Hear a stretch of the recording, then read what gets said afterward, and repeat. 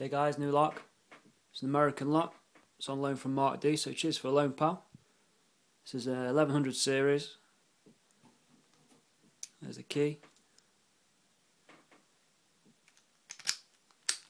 All works fine. That's all locked up. Now, I'm going to single pin pick this one. I've picked quite a few of the 1100 series, but this one by far is the most annoying out of all of them I've come across.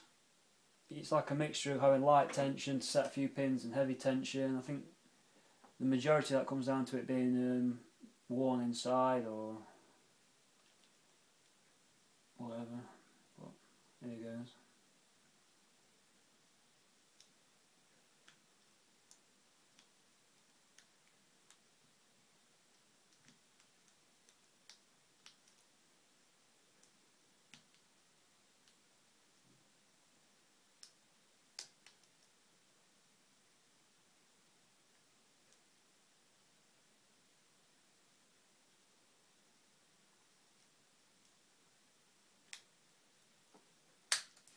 There you go, single pin picked.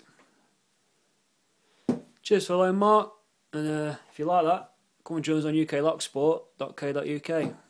Cheers guys.